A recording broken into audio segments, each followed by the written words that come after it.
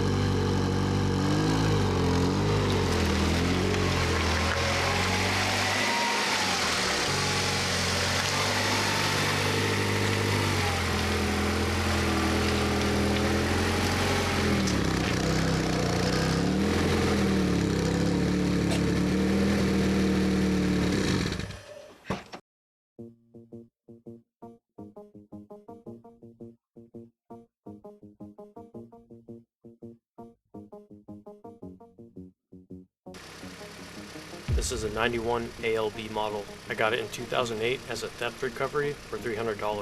It had a blown B21, which I swapped out for a JDM B20A. Then in 2012, I did the H22a swap. Here's a quick rundown of the current mods.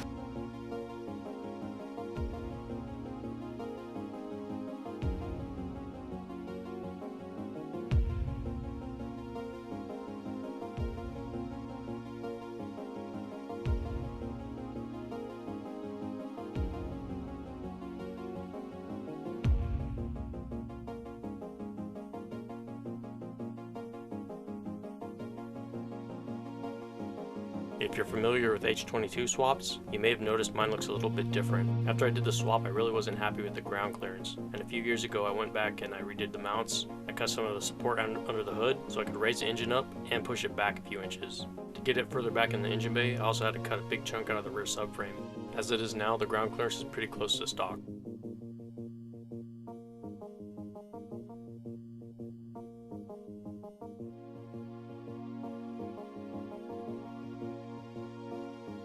The latest major work I've done to it is reinstalling a custom AC system.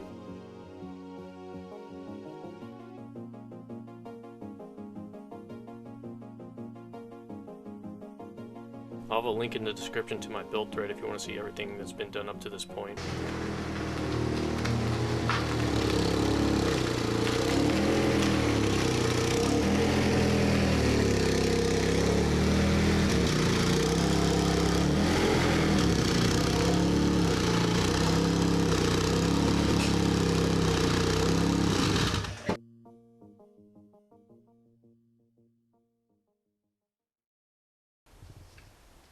First thing I'm going to do today is install this wheel bearing on that wheel.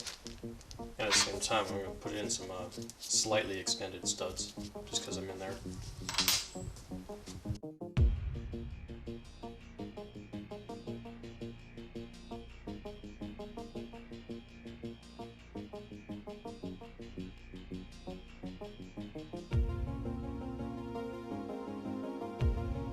I don't want to run these rear dust shields, so I just cut this one off at this point. Got lucky, it was already loose.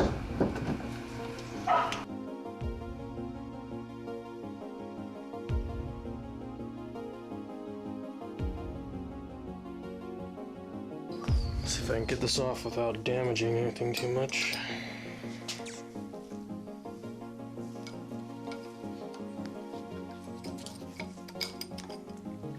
It's just a sheet metal cover, but sometimes it doesn't want to come out.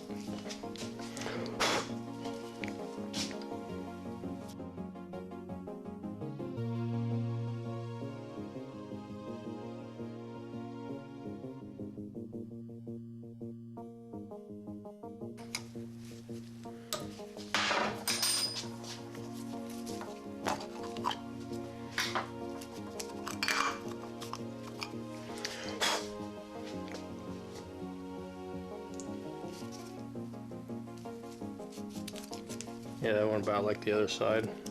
Gouged it a little bit right here, but it doesn't actually, won't affect anything. Just gotta be, when I reinstall this, I wanna put a little silicone in this area to try to keep any moisture from getting back in there.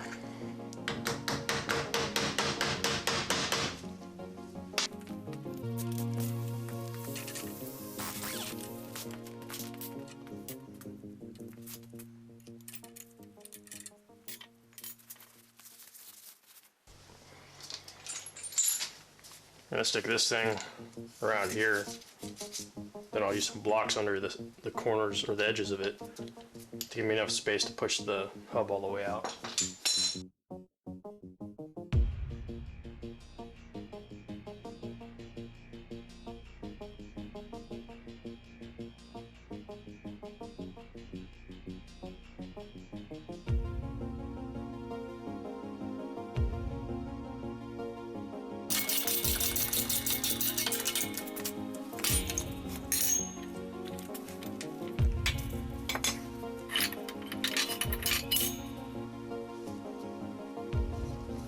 I'm going to use this again to grab onto this race and push that off too.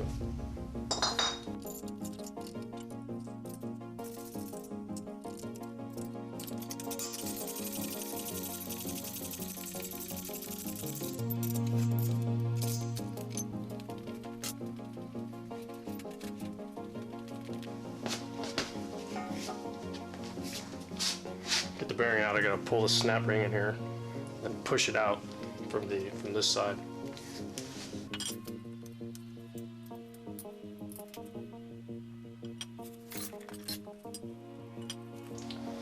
Found some 3-inch tubing. It fits just right in here to let it push out.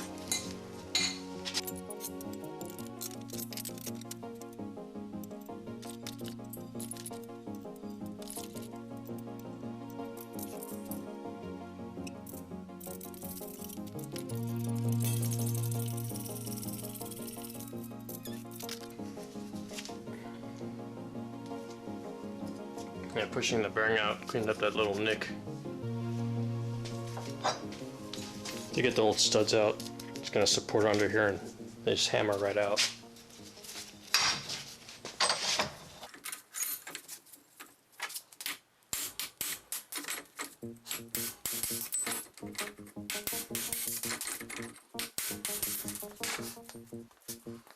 Since the studs are off right now, I'm just going to use this time to clean up all this rust, because it's much easier without the studs installed.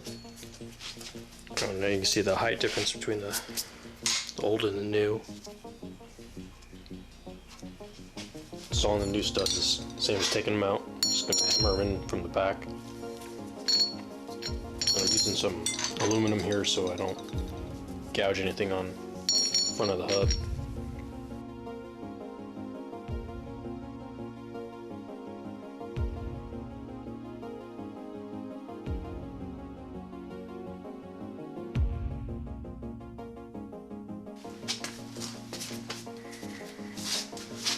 Cleaning everything, especially inside the bore.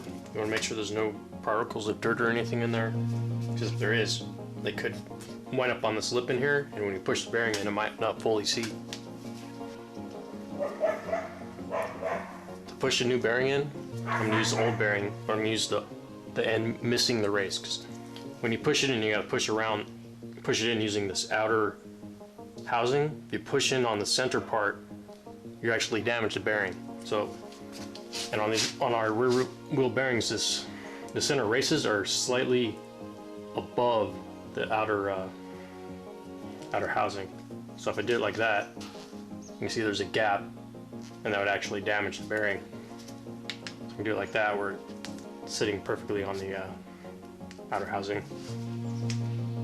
I'm also going to use a little bit of WD-40 inside this bore to make it a little bit easier to push in.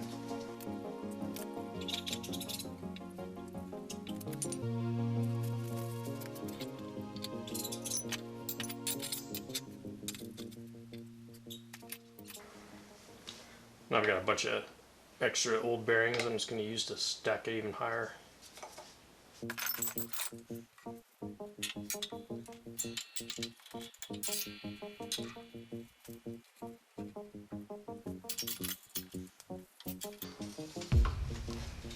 If it's straight, it'll go in fairly easy. It's not straight, which, yeah, see, it wasn't straight there. Yeah. If you're pushing it in and it keeps popping, like it takes a lot of pressure, then it suddenly pops and it keeps doing that, you know, it's pretty, you're going in pretty crooked at that point. You might want to reset the your blocks or spacers.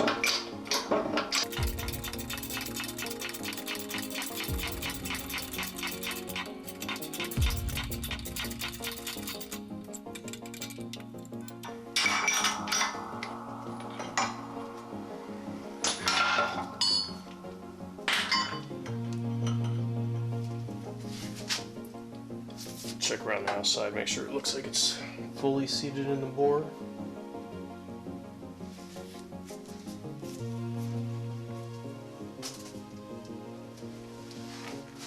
Now I'm just going to put the snap ring back in.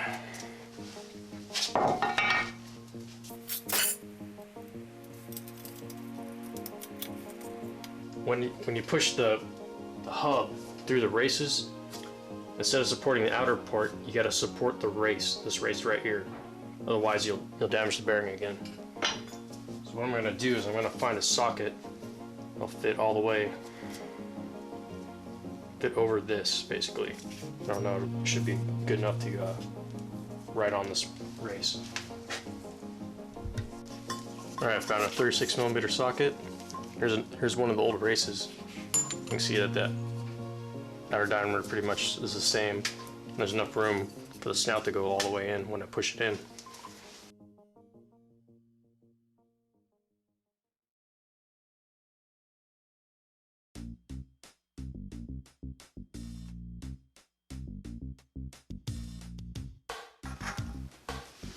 Before you put any pressure on it, make sure that race is sitting on your socket or whatever you're using correctly.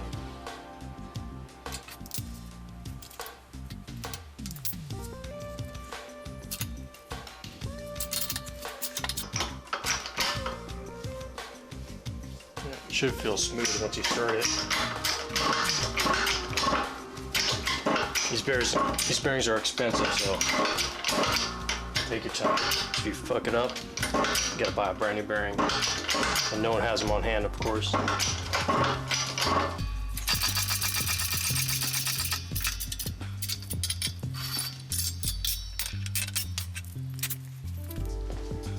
Putting the front, or putting the nut on is pretty much the same as the front. Just put your special washer on, which only goes on one way. I'm sure there's a torque spec for this, but I'm just gonna impact it.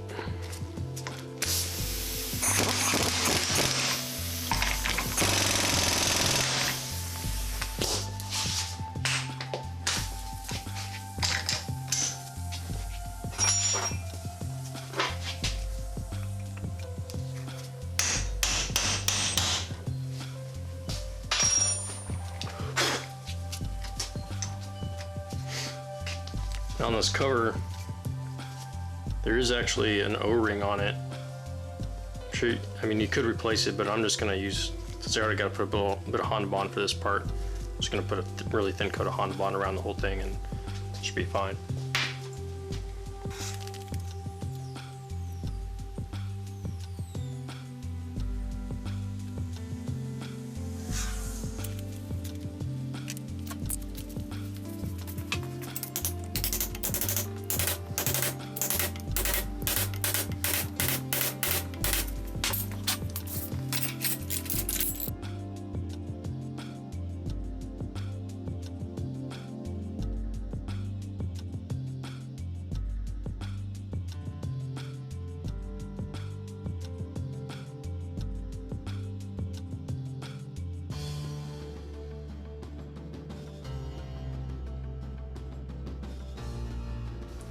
Alright, that's done. I want to clean the interior, but first, I don't know if you can really see that, but a ton of mold on top of the sunroof liner.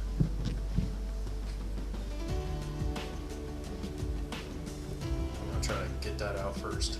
Some people don't realize You can pull the sunroof and this out without touching anything else in the car. I've seen people pull the whole headliner and the whole sunroof support structure just to get them out. It's a Honda. I'm not gonna make it like that.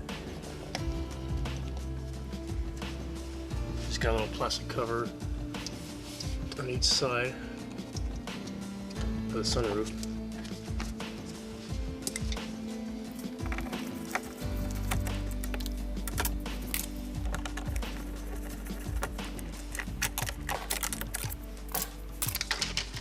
And you got 8 10mm nuts. And what you got to be careful of is most of these sunroofs are shimmed. So when you loosen these nuts, there's a shim between the sunroof and the little bracket. And it looks like on my car, I got one shim under each bracket. But that could be different for, if you're doing this, it could be different for your car. So you want to count the number of shims in each corner and write them down if it's like more than one, or if it's like just on one side or something like that, so you can get a shim back to the right height again.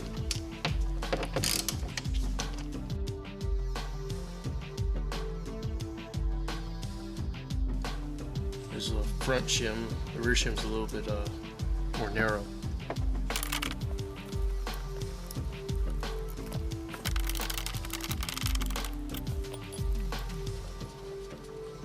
Once the nuts are off, you can just push it out from the top. Pull it out to the top.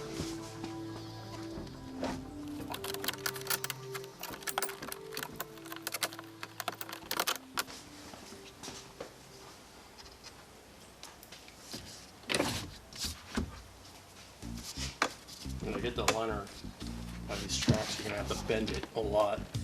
That's how it's supposed to come out.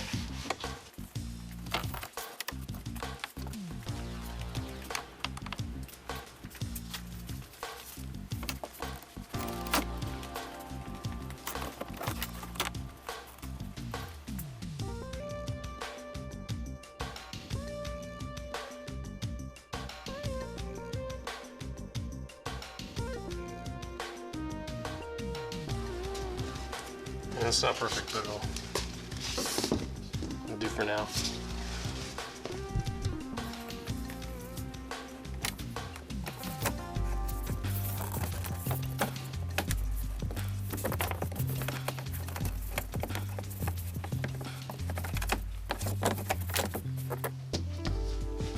You get one side into the groove, you push up in the middle, and you'll pop the other one into the groove.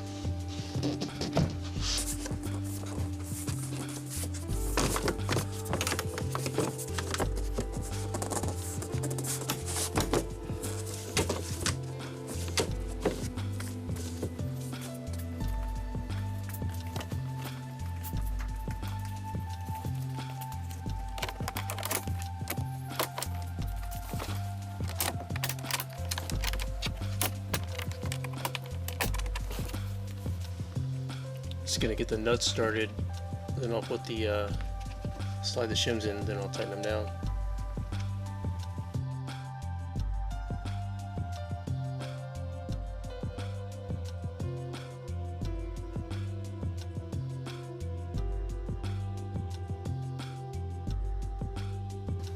I don't know the exact torque, but it's probably around 9 or 10 foot-pounds.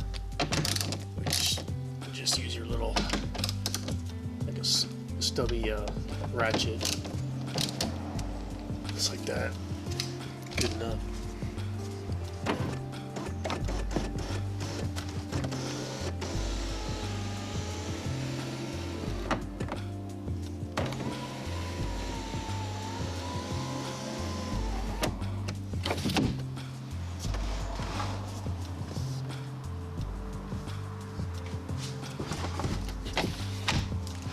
Looks right.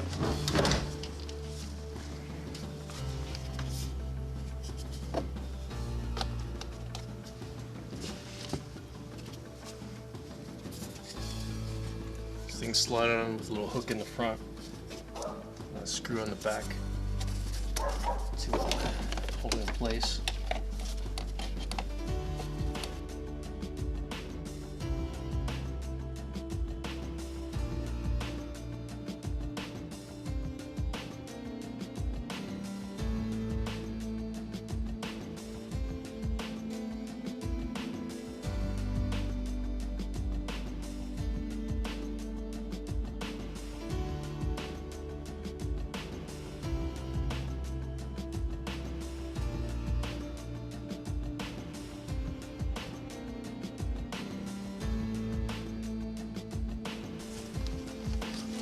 interior, this is stuff you want to use.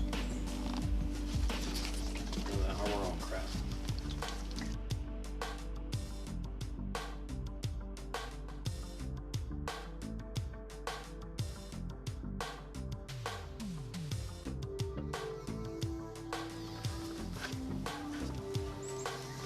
You can use this stuff on pretty much everything. It's not cloth. Even leather, and use it on the exterior too, like the tires.